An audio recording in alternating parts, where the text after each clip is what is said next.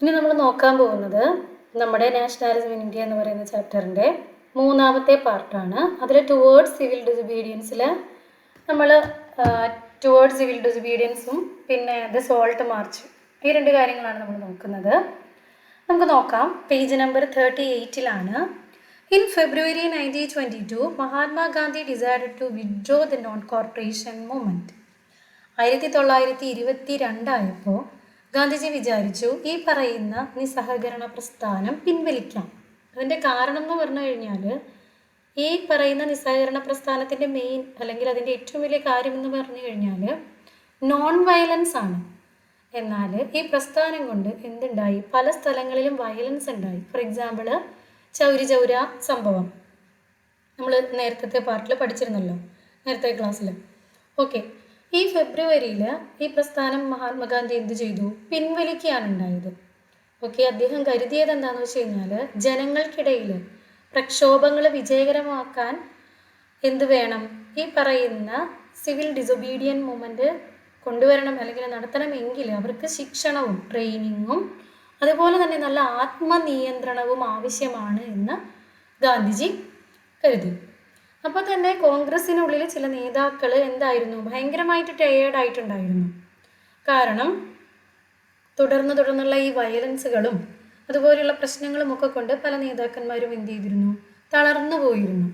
Okay, he felt the movement was turning violence in many places and satyagrahis needed to be properly trained before they would be ready for mass struggles. Within the Congress, some leaders were being now tired of mass struggles and wanted to participate in election to the provincial councils. Okay, അതായത് നമ്മുടെ ഈ തളർന്നു പോയി എന്ന് പറയുന്ന കുറേ നേതാക്കന്മാർ, അതായത് കുറേ തുടർന്ന് അടിക്കടി ഉണ്ടായിട്ടുള്ള ഈ പ്രക്ഷോഭങ്ങളൊക്കെ കൊണ്ട് ഒരുപാട് പേര് എന്തായി മടുത്തു പോയിട്ടുണ്ടായിരുന്നു. ഇവർ ആഗ്രഹിച്ച കാര്യം എന്ന് പറഞ്ഞു കഴിഞ്ഞാൽ ഇന്ത്യൻ 1919 ഇന്ത്യൻ ഭരണ നിയമം ഗവൺമെൻറ് ഓഫ് ഇന്ത്യ ആക്ട് പ്രകാരം നമുക്ക് കൗൺസിൽസ് അല്ലെങ്കിൽ നമ്മൾക്ക് എന്ത് ചെയ്യാം? ഭരണ സമിതികളിൽ പങ്കെടുക്കാം.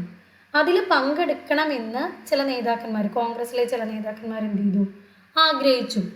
കാരണം ഈ നേതാക്കൾ വിചാരിച്ചത് ഈ കൗൺസിലുകളിൽ പങ്കെടുത്തിട്ട് ബ്രിട്ടീഷ് നിയമങ്ങളെ എതിർക്കുകയും പരിഷ്കാരങ്ങൾ റിഫോംസ് എന്ത് ചെയ്യാം? ആവശ്യപ്പെടുകയും ചെയ്യാമെന്നായിരുന്നു. എന്നാൽ കോൺഗ്രസിൻ്റെ ഉള്ളിൽ തന്നെ എന്ത് ചെയ്തു? പല അഭിപ്രായങ്ങളും ഉണ്ടായിരുന്നു, അഭിപ്രായ വ്യത്യാസങ്ങളും ഉണ്ടായിരുന്നു. ഉദാഹരണത്തിന് ഇതിൻ്റെ പശ്ചാത്തലത്തിൽ CR ദാസ് എന്ന് പറയുന്ന കോൺഗ്രസിലെ ഒരു മെമ്പർ മോത്തിലാൽ നെഹ്റു ചേർന്നിട്ട് സ്വരാജ് പാർട്ടി രൂപീകരിച്ചു. ഇതിൻ്റെ പശ്ചാത്തലത്തിൽ കൗൺസിലിൽ പങ്കെടുക്കുക എന്നുള്ളത്. ഓക്കെ, ആരൊക്കെയായിരുന്നു? CR ദാസും മോത്തിലാൽ നെഹ്റുവും ചേർന്നിട്ട് സ്വരാജ് പാർട്ടി രൂപീകരിച്ചു. ഇവർ അഭിപ്രായപ്പെട്ടത് എന്താണെന്ന് വെച്ച് കഴിഞ്ഞാൽ ഭരണസമിതികളിൽ പങ്കെടുത്ത് ഭരണത്തിലൂടെ പരിഷ്കാരങ്ങൾ നടപ്പിലാക്കാമെന്നാണ്. അതേസമയം ജവഹർലാൽ നെഹ്റു, സുഭാഷ് ചന്ദ്രബോസ് തുടങ്ങിയ ആളുകൾ കൂടുതൽ തീവ്രമായിട്ടുള്ള പ്രക്ഷോഭങ്ങളാണ് എന്ത് ചെയ്തത്? ആവശ്യപ്പെട്ടത്. കാരണം പൂർണ്ണ സ്വാതന്ത്ര്യവുമായിരുന്നു അവരുടെ ആവശ്യം. പെട്ടെന്നും പൂർണ്ണമായിട്ടുള്ളൊരു സ്വാതന്ത്ര്യവുമാണ് അവർ ആഗ്രഹിച്ചത്. എന്നാൽ 1920കളിലേക്ക് വന്നപ്പോൾ വലിയൊരു ക്രൈസിസ് ഉണ്ടായി. 1920 നമുക്കറിയാം ലോകമൊട്ടാകെ ഒരു സാമ്പത്തിക മാന്ദ്യം ഉണ്ടായിട്ടുണ്ട്. ഗ്രേറ്റ് ഡിപ്രഷൻ എന്നാണ് അത് അറിയപ്പെടുന്നത്. ഈ സമയത്ത്, അതായത് നമ്മുടെ ഈ കോൺഗ്രസ്സിൽ ഇങ്ങനെ ഒരു അഭിപ്രായ വ്യത്യാസങ്ങൾ ഉണ്ടാകുന്ന സമയത്താണ് ഇന്ത്യൻ രാഷ്ട്രീയത്തെ സ്വാധീനിച്ച കാര്യങ്ങളുണ്ടായത്. ഇന്ത്യൻ രാഷ്ട്രീയത്തെ സ്വാധീനിച്ച ഒന്നാമത്തെ കാര്യമായിരുന്നു എന്ത്? Great depression. 1926 മുതൽ കൃഷി സാധനങ്ങളുടെയൊക്കെ എന്ത് ചെയ്യാൻ തുടങ്ങി? പ്രൈസ് എന്ന് പറയുന്നത് ഭയങ്കരമായിട്ട് കുറയാൻ തുടങ്ങി. Agricultural prices began to fall from 1926 and collapsed after 1913 as the demand for agricultural goods fell and exports declined. Peasants found it difficult to sell their harvest and pay their revenue. By 1930s, the countryside was in turmoil. എന്താണ്? 1926 മുതൽ ഈ വിലകളൊക്കെ താഴുകയും ഇവർ കൃഷി ചെയ്തുണ്ടാക്കിയ സാധനങ്ങൾ വിറ്റഴിക്കാൻ പറ്റാതെ വരികയും നമ്മുടെ കച്ചവടമൊക്കെ തകരുകയും ചെയ്തു. മാർക്കറ്റുകളൊക്കെ ഇങ്ങനെ ഫ്രീ ആവുകയാണ്. അതായത് ഒന്നും അങ്ങോട്ടോ ഇങ്ങോട്ടോ ഇല്ലാത്തൊരവസ്ഥയിൽ എത്തിയപ്പോൾ 1930 ഗ്രാമപ്രദേശങ്ങളിൽ വലിയ കലഹങ്ങളുണ്ടായി. ആ സമയത്താണ് ബ്രിട്ടീഷ് സർക്കാർ ഇതിനെതിരെ വന്നതാണ്. അപ്പോൾ ബ്രിട്ടീഷ് സർക്കാർ എന്ത് ചെയ്തു? ഈ ഒരു സാഹചര്യത്തിൽ ബ്രിട്ടനിലെ ടോറി സർക്കാർ സർ ജോൺസൺ സൈമൺ എന്ന് പറയുന്ന ആളെ വെച്ചിട്ടൊരു കമ്മീഷൻ രൂപീകരിച്ചു. സൈമൺ കമ്മീഷൻ എന്നാണ് അറിയപ്പെടുന്നത്. 1928 ഓക്കെ.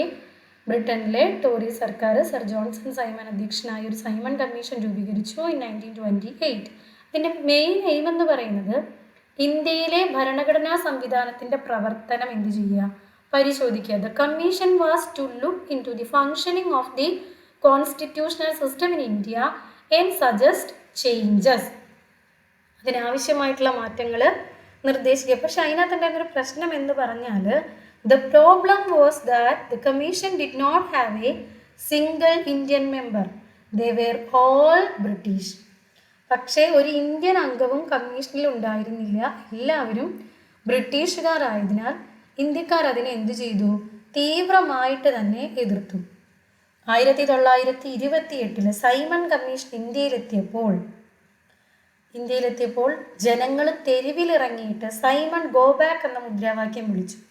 അന്ന് കോൺഗ്രസും മുസ്ലിം ലീഗും ഉൾപ്പെടെ എല്ലാ പാർട്ടികളും പ്രക്ഷോഭത്തിൽ പങ്കെടുത്തു.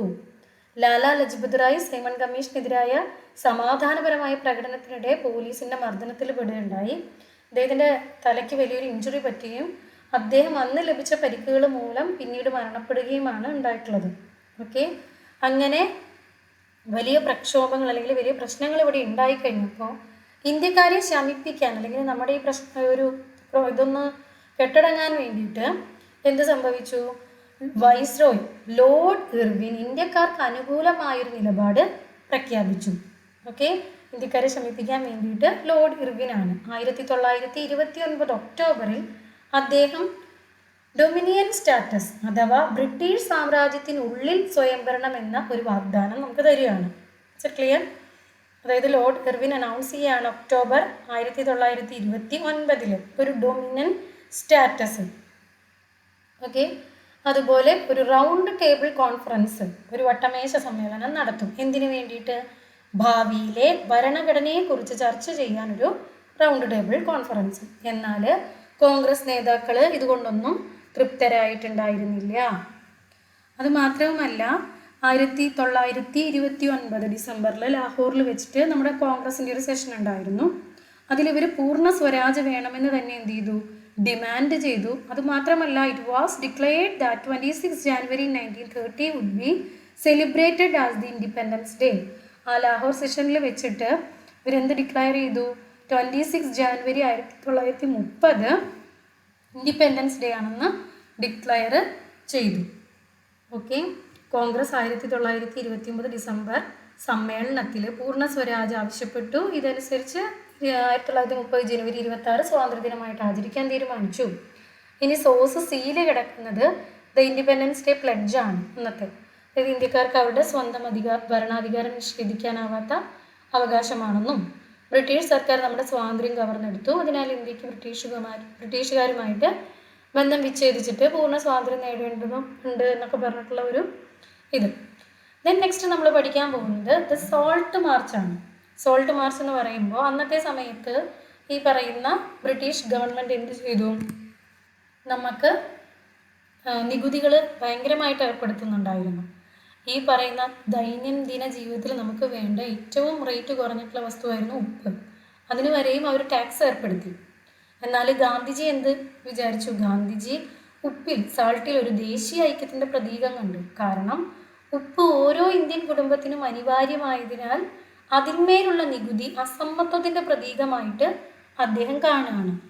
Mahatma Gandhi found in salt powerful symbol that would unite the nation. On 31st January 1913 he sent a letter to Viceroy Irwin. ഇതൊക്കെ കാണിച്ചുകൊണ്ട് 1930 ജനുവരി 31 ഗാന്ധിജി ഇർവിൻ ഒരു കത്തയച്ചു.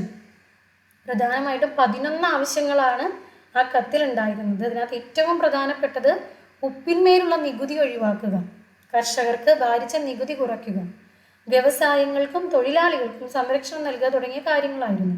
പക്ഷേ ബ്രിട്ടീഷ് സർക്കാർ ഇതിലൊന്നും അംഗീകരിച്ചില്ല. അതുകൊണ്ട് തന്നെ അദ്ദേഹം എന്ത് പ്രഖ്യാപിച്ചു, സിവിൽ ഡിസൊബീഡിയൻ മൂവ്മെൻറ്റ് ആരംഭിക്കാമെന്ന് പ്രഖ്യാപിച്ചു. അങ്ങനെ 1930 മാർച്ച് മാസം 12 ഗാന്ധിജിയുടെ ആശ്രമമായ സബർമതി ആശ്രമത്തിൽ നിന്ന് 78 അനുയായികളുമായിട്ട് 240 മൈൽ നീളമുള്ള ദാണ്ഡി യാത്ര തുടങ്ങി. അവർ ദിവസേന 10 മൈൽ വീതമാണ് നടന്നത്. ഗ്രാമങ്ങളിൽ സ്വരാജിന്റെ മീനിങ് എന്താണ് എന്ന് ഗാന്ധിജി ജനങ്ങളോട് വിശദീകരിച്ചു കൊടുത്തു. 24 ദിവസം നീണ്ട യാത്രയ്ക്ക് ശേഷം ഏപ്രിൽ 6 ദാണ്ഡിയിലെ കടൽ തീരത്ത് കടൽ ജലം ചൂടാക്കിയിട്ട് ഉപ്പ് നിർമ്മിച്ചു. ഇതോടെ ബ്രിട്ടീഷ് നിയമത്തിന് തുറന്ന ഒരു പ്രതികരണം പോലെ ഗാന്ധിജി എന്ത് ചെയ്തു? ഉപ്പ് നിയമത്തെ ലംഘിച്ചു. ഓക്കെ, അങ്ങനെ എന്ത് ചെയ്തു? ഈ പ്രസ്ഥാനം എന്ത് ചെയ്തു? വ്യാപിക്കാനുണ്ടായത്. Okay, this marked the beginning of the civil disobedience movement. Okay, ഇനി എന്ത് സംഭവിച്ചു? ഉപ്പ് നിയമം ലംഘിച്ച് ആയിരക്കണക്കിന് ആളുകൾ ഉപ്പ് നിർമ്മിച്ചു. വിദേശ വസ്ത്രങ്ങൾ വീണ്ടും നമ്മുടെ സിവിൽ ഡിസൊബീഡിയൻ മൂവ്മെന്റിലേക്ക്, നോൺ കോർപ്പറേഷൻ അല്ല, സിവിൽ ഡിസൊബീഡിയൻ മൂവ്മെന്റിലേക്ക് പോവാണ്. അപ്പോൾ എന്ത് സംഭവിച്ചു? പഴയ പോലെ തന്നെ ആളുകൾ വിദേശ വസ്ത്രങ്ങൾ ബഹിഷ്കരിച്ചു, മദ്യം വിൽക്കുന്ന കടകൾ പൂട്ടിച്ചു, നികുതി അടയ്ക്കാൻ കർഷകർ എന്തായില്ല, തയ്യാറായില്ല. സർക്കാർ ഉദ്യോഗസ്ഥന്മാർ രാജിവെക്കുകയാണ് ഉണ്ടായത്. ഓക്കെ, ആ സമയത്ത് സർക്കാർ എന്ത് ചെയ്തു? കൊളോണിയൽ റെസ്പോൺസ് എന്തായിരുന്നു? ഒരുപാട് പേരെ അറസ്റ്റ് ചെയ്തു. Mass arrest of Congress leaders including Abdul Ghaffar Khan and later Gandhi. Violence പല സ്ഥലങ്ങളിലും പൊട്ടിപ്പുറപ്പെട്ടു. സർക്കാർ പീഡന നിയമം സ്വീകരിച്ചു. കോൺഗ്രസ് നേതാക്കളെ ഓരോന്നോരോന്നായിട്ട് അറസ്റ്റ് ചെയ്തു. ഖാൻ അബ്ദുൽ ഗാഫർ ഖാൻ, നമ്മുടെ അതിർത്തി ഗാന്ധി എന്നാണ് ഖാൻ അബ്ദുൽ ഗാഫർ ഖാൻ അറിയപ്പെടുന്നത്, ഫ്രോണ്ടിയർ ഗാന്ധി. അറസ്റ്റിലായപ്പോൾ പേഷവാറിൽ ആയിരങ്ങൾ പ്രതിഷേധിച്ചു. പോലീസ് ആയുധവാഹനങ്ങൾ ഉപയോഗിച്ച് എന്ത് ചെയ്തു? പലരെയും ആക്രമണം അഴിച്ചുവിട്ടു. പലരും കൊല്ലപ്പെട്ടു. 1930 ഏപ്രിൽ മാസത്തിൽ ഗാന്ധിജിയും അറസ്റ്റിലായി. പോലീസ് സത്യാഗ്രഹികളെ മർദ്ദിക്കുകയും സ്ത്രീകളെയും കുട്ടികളെയും അടിക്കുകയും ചെയ്തു. ഏകദേശം 100,000 പേരെ തന്നെ അന്നെന്ത് ചെയ്തു? അറസ്റ്റ് ചെയ്തു.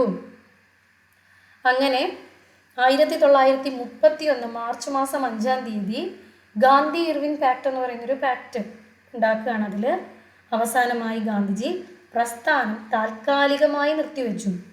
ഇർവിൻ പാക്റ്റിൽ ഒപ്പുവെച്ചു. ഇതനുസരിച്ചിട്ട്, ഈ ഇർവിൻ പാക്ട് അനുസരിച്ചിട്ട് രാഷ്ട്രീയ തടവുകാർക്ക് മോചനം നൽകുക, പീഡന നിയമങ്ങൾ പിൻവലിക്കുക എന്നുള്ള കാര്യങ്ങൾ മാത്രമായിരുന്നു.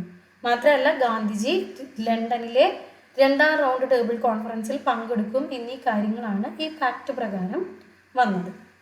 ഓക്കെ ആണല്ലോ. ഇനി ചിത്രങ്ങൾ ഫിഗർ 6 നോക്കുകയാണെങ്കിൽ, ടെക്സ്റ്റ് ബുക്കിൽ നോക്കുകയാണെങ്കിൽ കാണാം, അതൊരു മീറ്റിംഗ് ആണ്. കോൺഗ്രസ് ലീഡേഴ്സ് അറ്റ് അലഹാബാദ് 1929 നടന്നിട്ടുള്ളതാണ്. ദെൻ 1931 ടെക്സ്റ്റ് ബുക്ക് നോക്കുക, ഫിഗർ 6. ഇനി ഫിഗർ 7 വന്നിട്ട് ദണ്ഡി മാർച്ചാണ് 1930.